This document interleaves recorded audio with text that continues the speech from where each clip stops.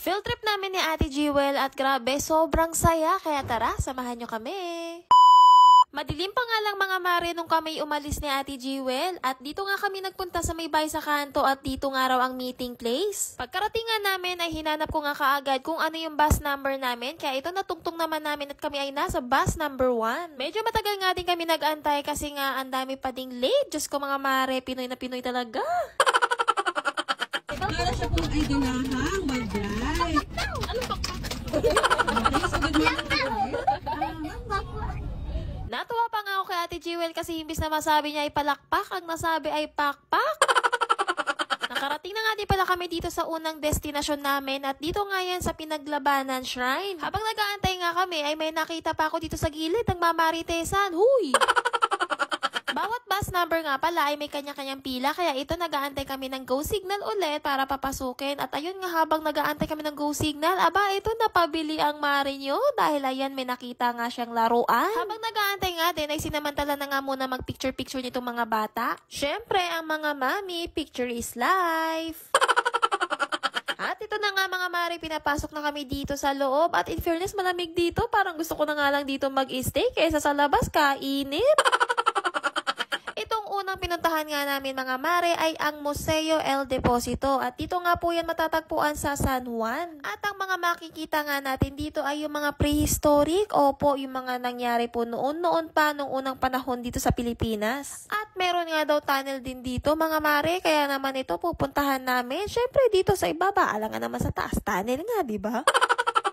So, trivia nga muna tayo mga mare. Ang El Deposito nga daw ay ginawa na nga itong museum noong February 20, 2019. At ito nga ay isang lumang underground water reservoir dito sa city ng San Juan. Pagkatapos nga namin pumunta dyan mga mare ay dumiretso nga kami dito sa Pinaglabanan Shrine. Ito nga ay isang museo din pala mga mare at ito ay mga patungkol sa mga katipunan. So, ito nga ay parang si Andres Bonifacio no, kapanahunan niya. At ito nga mga mare, nakita pa kami ni Emilio Jacinto. Huy! Kung ikaw nga ay isang taong mahilig sa mga history mga mare, oy nako, napaka-perfect ito sa inyo kasi ang dami-dami nyo malalaman dito. At nakita nyo yan. Ayan ang mga kaganapan noon. Pagtapos nga namin doon mga mare ay ito, dumiretso nga kami dito sa may Mount Plasan ba ito somewhere sa Laguna at bumili nga kami ng aming pagkain. Syempre, Jollibee, Kids at Heart, o diba? At dahil kami dalawa nga lang ni Ate Jewel kaya sabi ko naman sa kanya, ikuhaan niya ako. Oo, siya ang kumukuha niyan mga mare, o diba? Pwede na. Waiting na nga lang kami doon sa order namin at pagkatapos ito, pabalik na nga kami sa bus niyan mga mare. Oo, napakainit, susme. Nung pagbalik nga namin mga mare ay nag-travel na kami at hindi namin namalayan, nandito na pala kami sa Enchanted Kingdom. At alam nyo ba mga mare, ay first time ko lang din talaga makakapunta dito sa Enchanted Kingdom kaya talagang nilubos-lubos ko na at excited din ang mare nyo. Oo, ako ang excited mare, hindi yung anak ko. Napakalawak nga dito sa Enchanted Kingdom, kaya naman, for the lakad talaga mga person. Ito na nga ang the moment of the truth, mga mare, papasok na nga kami. So, ayan, kinuha ko na nga ito at tinatakan nga yung kamay namin. Thank you, Mami. Ano, wala naman. Ay, invisible. Invisible pala. At dahil nga first time ng mare nyo, hindi ko nga alam na invisible pala yung pantatak nila. Kasi diba, nasanay ako yung merong nakikita kong pantatak. Itutur ko nga kayo mga mare kasi alam nyo ba dito ang mga restroom nila? Oo, ganito lang sila. O, mga portable. Pero pagbukas nyo mga mare, grabe, ang linis. Yun nga, no, pagkatapos ko nga mag-CR, ito nga, hinahanap ko nga yung anak ko kung nasaan man. Ito, naglalaro na. Ayan, hindi pa nga kami nakakapasok. Pawis na, pawis na. Mabuti na nga lang at napakahangin nga dito sa Laguna. At ayan, face check. Ito nga palang unang pinuntahan namin is yung Aguila Experience, mga mare. Oo, napakaganda daw dito. Kaya talagang ito nga yung inuna namin. At alam nyo ba na isang napakalaking dome nito at alam nyo ba kung ano ang laman nito? Ayun, napakalaking screen. Sayang nga lang hindi ko nakuha na sa loob kasi bawal nga ang cellphone. At ito pa nga, ang chika, mga mare, kapag ka-exit nyo nga ay diretso kayo dito sa mga souvenir shop. Kaya naman talaga kung yung mga anak nyo ay gustong bumili, ay hindi mo sila mahihindian. Nagpa-print nga din pala kami ng picture namin doon sa kaninang Aguila Experience. So yun, worth it naman. At ito nga, dito na kami sa labas at naghahanap pa yung anak ko ng totoong rides. O ito na nga mga mare, sumakay kami dito ni Ate Jewel. And guess what? Tingnan ninyo ang nangyari. Hindi ko na ulitin! lakas loob mo, mare, ha? O, ayan. So, ito na nga, matapos kami magkanda hilo-hilo doon at dito nga kami sa Rio Grande. Pero bago nga kami pumila doon, mga mare, ay nagyaya si Ate Jewel, bumili nga daw ng milkshake kasi nga nauuhaw siya. O, mga mare, pati ako nauuhaw kasi sa sobrang init. Alas 2 pa naman ng tanghali, hindi ka ba hahapuin yan? Ito na nga, tuloy na nga ang pila namin dito sa Rio Grande at ito nga yung merong tubig. Oo, mga mare, sabi nung kasama namin kasi wisik-wisik lang naman talaga yung basa dyan. Pero bakit ito nakakapote? Ay talaga naman, pag ako nabasa, maghuhubad talaga ako. Wala akong damit na dala. Na nga, nag-umpisa na nga mamare at talaga naman yung iba kong kasama basang-basa, naligo na habang ako ito, pantalon lang. O, diba, malakas ako manalangin. Grabing experience, mga mare. Kala nyo yung nasa river flows kami. Ayan, tingnan nyo, nabasa din ako. Habang nagpapatuyo nga sila, mga mare, ay may nakita nga ako ditong napakaliit na butterfly. O, diba, ang cute. At kung cute nga yun, ano ito? Ayan nga, may nakita ang anak ko, Momo daw. At para nga matuyo-tuyo din yung pantalong ko, ayan, naglakad-lakad nga kami sa initan. So, nakita nyo nga yung anak ko, yan, pinalitan ko na nga din siya ng damit yan kasi nabasa din yung kanyang t-shirt. At huy, may naligaw na dinosaur. Grabe, sobrang lawak nga talaga nitong Enchanted Kingdom. Mga mare, mawawala ka kung ikaw ay first time mo lang dito. Pero syempre, no, kung saan maraming tao, doon tayo pupunta. O, diba, madaming tao dyan. O, edi dumiretso ako dyan.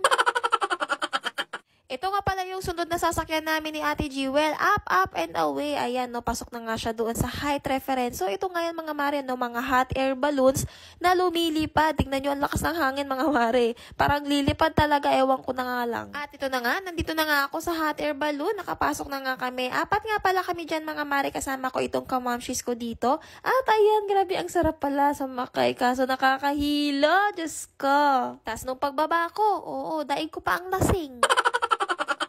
Pagtapos noon, ito, sinunod namin itong bump car. Talagang sinusulit namin, mga mare. Diba? Napakamahal kasi ng bayad namin dito, kaya sinusulit namin. So, ito na nga, just kidding. Ito na nga, pinili ni Ate Jewel yung kulay dilaw at tinanong ko siya kung gusto niya mag-drive. So, sabi ko, sige, ikaw na. Kaso, pinalipat siya ni ate kasi bawal nga daw. Another ride nga na naman ng aming nasakyan. Kaya ito, may nakita kami nagsasayawan. Kaya si Ate Jewel sumasayaw din. Akala ko nga nasa Baguio ako kasi may mga paswan dito sa gilid. Pero hindi, rides din yan. At kaya nga, para masulit nga namin yung binayad namin. Ito, nagpunta nga kami dito sa may Ferris wheel. So ito nga ang susubukan namin ngayon. At alam nyo ba, mga mare, no, sa lahat ng nasakyan kong rides ay dito talaga ako na-relax. Na-relax ng literal kasi yung mga nasakyan ko talaga nung una, no. Grabe, yung kaluluwa ko naiiwan. Super brave nga din ito ni Ate Jewel kasi alam niyo yun, no, kahit na nasa tuktok na kami at talagang napakataas, mga mare, hindi siya natakot. Although meron siyang konti pero hindi naman sobrang takot. At ito nga yung overlooking dito sa aming balcony. Ay, hindi, joke lang. Dito lang pala sa aming sinasakyan. Sakto nga din kasi na nagsasakay sila doon sa baba. Kaya naman na-stuck kami dito sa taas. O, diba? Talaga namang napakahangin, mga mare. Grabe, sobrang lakas. Kaya ayan, nagkwentuhan din kami ni Ate Jewel. Tapos, nung pagbaba, agoy, nagutom nga ang bata. So, binilhan ko nga siya ng hotdog tsaka ng shake. 5:30 na nga ng hapon yan, mga mare, at medyo padilim na din. Kaya naman sabi ko to sa mga kasama namin ay puntahan nga namin yung wizard na statue kasi, mare, hindi makukumpleto ang Enchanted Kingdom ko nang walang picture dyan. So, ito na nga, mga mare, andito na nga kami. Yan, katabi na namin. Ang dami nga nagpapapicture kasi syempre, diba, picture is life. Kaya naman sobrang saya ko nang nakapagpapicture na kami dyan. Tapos ito na nga, B, ito na nga yung last na sinakyan namin, yung space shuttle. Grabe, o sige, tignan ko nga ang tapang ko dito. Susubukan ko ang space shuttle. Tingnan mo na kayo.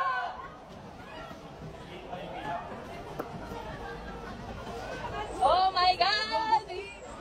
Diyos ko, kinakabahan na nga ako dyan. Pero be, wala nang atrasan to. Andito na kami. Rate 9 out of 10. Diyos ko, nakakatakot. Huy, grabe. Umikot yung chan ko doon. Yung kaluluwa ko naiwan ata. Palabas na nga kami nito, mga mare, kasi sabi is may fireworks. So, ayan, nagwe-wait na nga lang kami. At ito na nga ang fireworks. So, ayan, panoorin ninyo with sounds.